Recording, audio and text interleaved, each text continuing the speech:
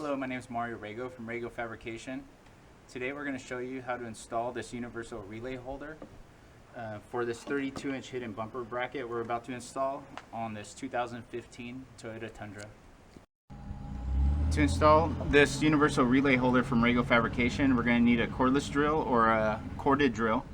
We're going to need a unibit, a Sharpie, obviously the screws that come with the universal relay holder, and a center punch to center our holes. So to begin our project is we have to take off this clip from our relay. To do that, all you have to have is a small screwdriver and or AK pocket screwdriver, and slide it underneath this relay here and lift up the tab. If it's a little bit hard, just push this down so it gives you some slack. Go on here and pull up on it, and it will release this bracket that came with it. That will allow you to slide it on this universal relay holder we manufacture on top of the car once we're installed. To start this install, we're gonna pre-fit our relay on here so we can kind of judge where we want our relay holder. So if we determine this is a good spot to do it, we're going to take our Sharpie and then mark a hole in the first hole so we can drill that out and install our nut zert. Now that I marked my hole with the Sharpie, what we're going to do is just set this aside for a minute and take our center punch so we don't so we can screw in the right spot. Find the center of the hole roughly. You can use a punch for this, a regular punch and a hammer. I have a spring-loaded center punch that just makes my life easier. Go ahead and push on it, and it should put a dimple right there in the center of that hole. And next step is we're going to chuck up our unibit on the cordless drill and drill it out right before the correct size of what we need for the nut zert and or rivet nut. Same application. So this is a rivet nut and or nut zert. It's two different names for the same thing. What we're going to do is drill the perfect hole into this spot so we can use our nut zert tool to install this, which allows us to put threads in a panel which normally wouldn't have threads. So what we're going to do is take our unibit and the center of that hole there that you just punched is slowly start drilling a hole in there.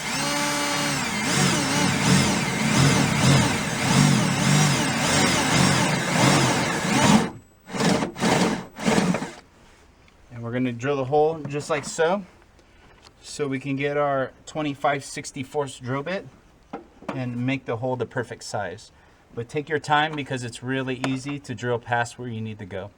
So be vigilant at what you're doing. I picked up my 25/64 drill bit and I'm going to go ahead and drill it out to the proper size, and I'll show you how to do that. Go ahead and drill it out real slow. If you go very slow, because you don't want to catch, and if that panel catches, all you have to do is put the drill in reverse and leave the drill bit in there. Drill a little bit in reverse and it'll break off that burr that was created when you drilled it. So what you can also do, if there's a little burr right here, is take your unibit by hand and kind of break off that burr with the bit, and that'll allow you to slide in your nut zert like so, just like that, and we'll get our nut zert tool and install this one side. So what we need is a rivet nut tool. This is a little more expensive one because I do this frequently, but you can get a rivet nut tool at Harbor Freight for around $20 to $28, and you'll find ways to use this tool on your vehicle because it's quite handy. And to use it, all you have to do is take your rivet nut and or nut zert, same thing, and thread it on here. And what it does is you slide this in the hole that you made on your truck, and you squeeze this handle while you're applying forward pressure evenly so it doesn't pop out.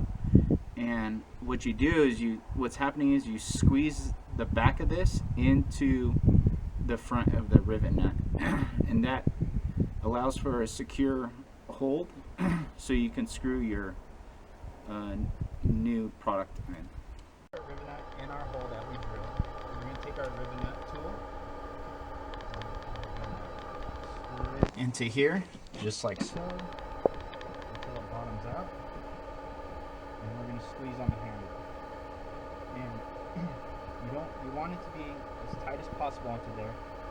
So all you have to do is apply a little bit firm forward pressure to this area while you're squeezing. And depending on how much you're biting off, it could be a little difficult. If it is difficult, just unscrew it a little and then adjust it so you don't have that big a bite. And you can slowly apply pressure, slowly, and then screw it in a little bit more. Apply a little bit more pressure. Screw in a little bit more. And apply a little bit more pressure. And it will be secure. So go ahead and unscrew it. You don't want to apply too much pressure because it is possible to strip out those threads in that ribbon. If that all happens and you go gun and apply all your force on to strip that out, it's a very easy fix. You just take your drill bit that you use to drill that out and get your drill and just drill it out. It'll break the head off and the piece in the back will fall through, and you'll have to get another rivet nut and do the same thing over again without damaging the panel. So the reason why I didn't drill this one out and this one out at the same time is because it's easier to mark this hole. If you drill out this one and the drill bit wanders a little bit, it might be off. So to save the headache later, if you don't have a perfect hole, I always recommend just doing one at a time. And do that one, set it back up, check for a level of straightness, and then go ahead and mark the second hole.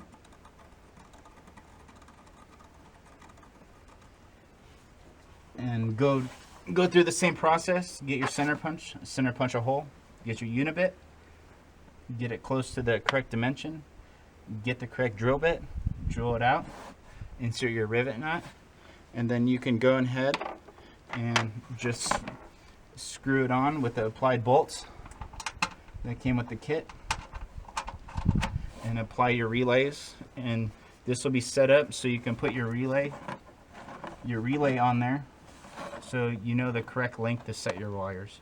So we're gonna go ahead and do that and go through the process, and next thing you know, the next scene will be done. So as you can see, our other nut zert is in, they're both in. It's really secure, the screws are tight, and all you have to do is get your relay, slide it in the desired spot, and that would allow you to gauge your wires and how you have to route them easier.